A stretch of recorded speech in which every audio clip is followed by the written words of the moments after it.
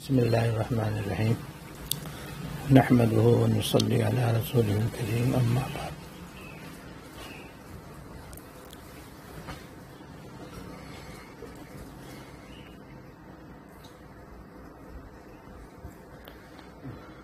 اس وقت آپ کے سامنے درود شریف کی کچھ فضیلت بیان کرنی ہے۔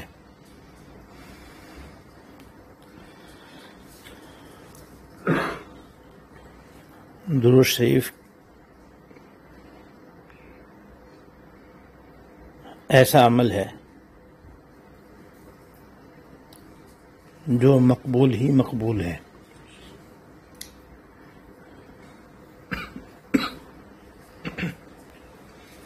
اور اس کی کثرت کرنے کا یعنی کثرت سے درود شریف پڑھنے کا بڑا ہی اجر و ثواب ہے۔ خاص طور پر جمعے کے دن اور جمعے کی رات میں درود شریف کثرت سے پڑھنے کی احادیث طیبہ میں بڑی ترغیب آئی ہے اور بڑا ثواب آیا ہے، جس میں سے ایک یہ بھی فضیلت ہے کہ جو آدمی شب جمعہ میں 1000 مرتبہ درود شریف پڑھے گا تو اس وقت تک اس کا انتقال نہیں ہوگا جب تک وہ جنت میں اپنا مقام نہیں دیکھ لے گا۔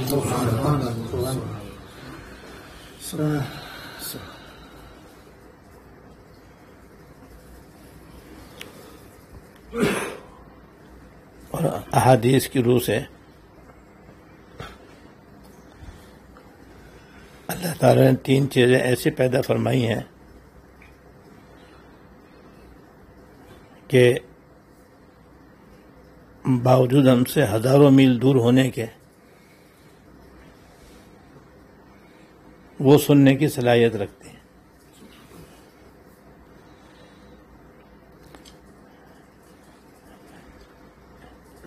ایک درود شریف پڑھنا، دوسرے جنت، تیسرے جہنم۔ یعنی جب کوئی بندہ دنیا میں کہیں بھی ہو آہستہ درود شریف پڑھے یا زور سے درود شریف پڑھے، اللہ تعالیٰ نے حضور صلی اللہ علیہ وسلم کے مزار مبارک پر ایک فرشتہ مقرر فرمایا ہے جو درود شریف سننے کی صلاحیت رکھتا ہے۔ اب یہاں سے مدینہ منورہ اور حضور صلی اللہ علیہ وسلم کے آرام فرمانے کی جگہ ہزاروں میل دور ہے، اور اس سے بھی زیادہ دور ہو سکتی ہے کیونکہ دنیا کے آخری کونے میں ہو اور وہاں سے مدینہ طیبہ دوسرے کونے میں ہو، اور چاہے وہ چاند پہ ہو، چاہے فضا میں ہو، چاہے خشکی میں ہو، زمین کے اوپر ہو یا زمین کے تہہ میں ہو۔ جیسے آپ دوز میں آدمی بیٹھ جائے تو زمین کی تہہ میں چلا جاتا ہے، سمندر کی تہہ میں بھی چلا جاتا ہے۔ کہیں سے بھی کوئی درود شریف پڑھے گا تو وہ فرشتہ سن لے گا، اور وہ اس درود شریف پڑھنے والے کا نام، اس کے باپ کا نام، اس کے قبیلے کا نام لے کر کے وہ حضور خدمت میں اس طرح درود شریف پیش کرے گا جیسے کسی بادشاہ کی خدمت میں تحفے اور ہدایہ پیش کیے جاتے ہیں۔ اور آپ وہ درود اپنے پاس ایک سفید کاپی میں لکھ کر کے محفوظ کر لیتے ہیں صلی اللہ علیہ وسلم، جو کل انشاءاللہ ہمارے کام آئے گا۔ تو یہ اتنی بڑی دولت ہے کہ بس یہ چاہتا ہے درود شریف پڑھتے ہیں۔ دوسرے جنت 7ویں آسمان پر ہے، عرش کے نیچے جنت کی 100 منزلیں ہیں. جنت 100 منزلہ ہے، اور ہر منزل اتنی لمبی چوڑی جیسے زمین سے لے کر آسمان، مشرق سے مغرب، شمال سے جنوب، لمبی چوڑی اتنی ہے. وہ ایسی 100 منزلہ ہے. جو 100ویں منزل ہے اس کا نام ہے جنت الفردوس. وہ جنت کا سب سے اوپر والا حصہ ہے اور سب سے اعلیٰ درجے کی جنت ہے. بس اس کی چھت عرش الہی ہے جل جلالہ و عم نوالہ. یہ جو 4 نہریں ہیں، دودھ کی، شہد کی، پانی کی اور شراب کی، یہ وہیں سے بہہ رہی ہیں، وہیں سے بہہ رہی ہیں اور ساری جنتوں میں یہ پہنچ رہی ہیں. ہر گھر میں ان کی لائن پہنچی بھی ہوگی انشاءاللہ تعالی. جب چاہے دودھ لے لو، جب چاہے شہد لے لو، جب چاہے شراب پی لو، جب چاہے پانی پی لو. ایسا کہ ہمارے وہم و گمان میں بھی نہیں ہوگا جیسے یہ چیزیں وہاں پر ہوں گی. اسی لیے حضور نے فرمایا جب تم اللہ تعالیٰ سے جنت مانگو تو جنت الفردوس مانگو، کیونکہ وہ جنت کا سب سے اعلیٰ درجہ ہے. تو اللہ تعالیٰ نے اس جنت کو بھی سننے کی طاقت عطا فرمائی ہے کہ کوئی بھی اللہ کا بندہ یا اللہ کی بندی کہیں بھی ہو دنیا میں، اور چاہے کیسے آہستہ سے دعا کرے. مثلا دل میں دعا کرے.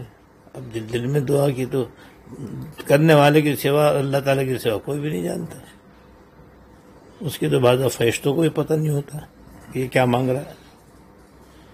اور چاہے آواز سے چاہے زور سے، تو جنت جو یہاں سے ارب دور ہے فوراً سن لے گی اس کی آواز، اور اللہ تعالیٰ سے دعا کرے گی کہ اللہ یہ مجھے مانگ رہا ہے آپ دے دیجیے.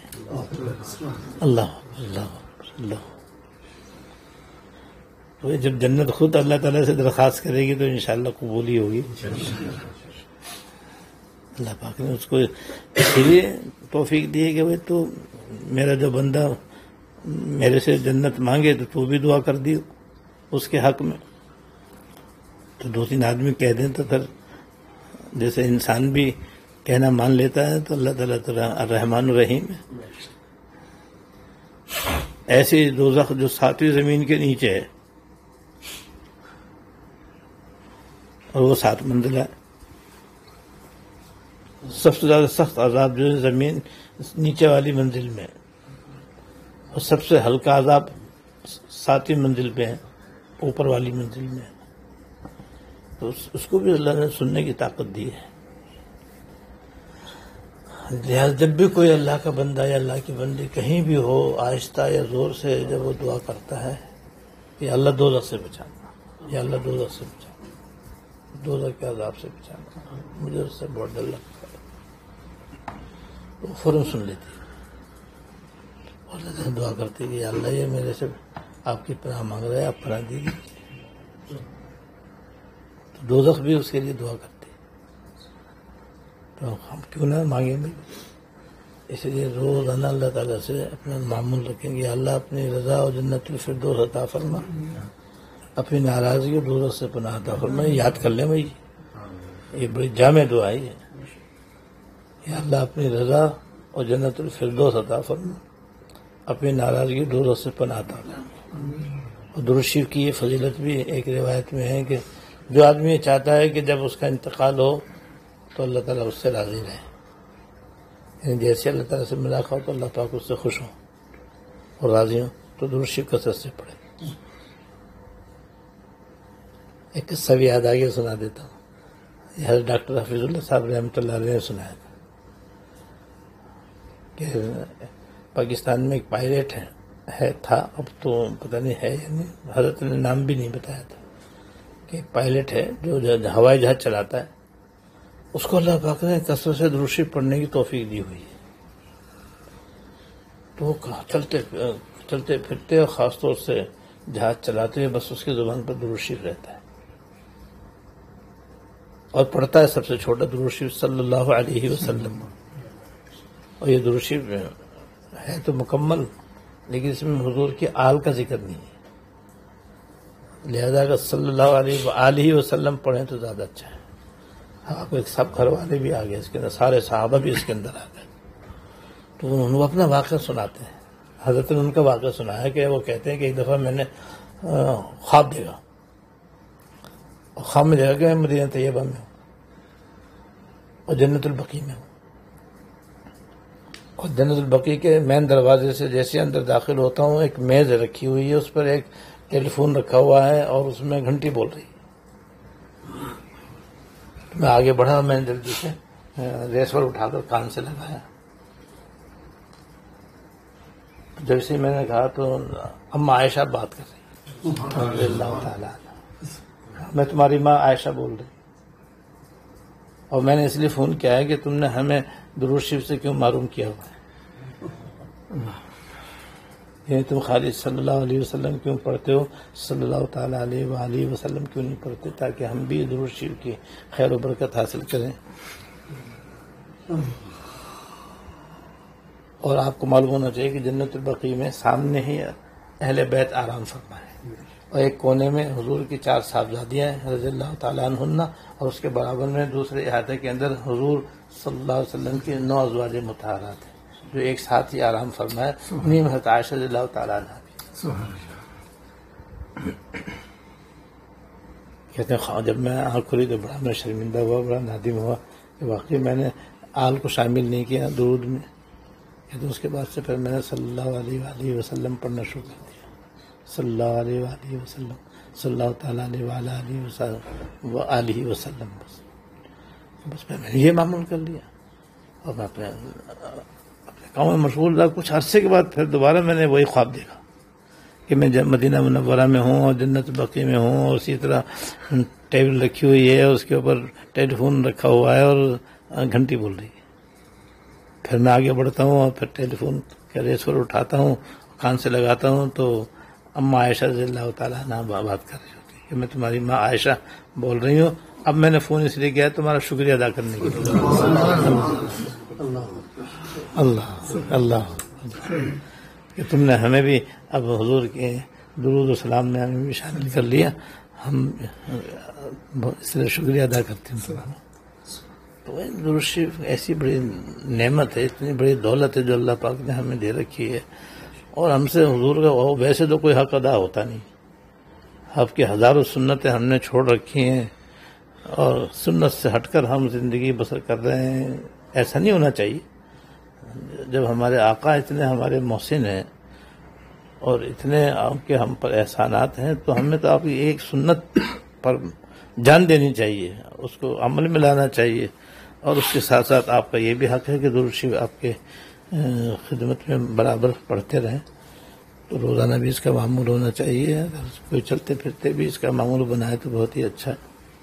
جمعے کے دن کی ایک فضیلت اور یاد آ گئی کہ ایک حدیث میں ہے کہ جمعہ اور شب جمعہ میں اللہ تعالیٰ کے خاص فرشتے ہیں جو صرف جمعہ اور شب جمعہ میں دنیا میں آتے ہیں. نور سے اللہ پاک نے ان کو پیدا فرمایا,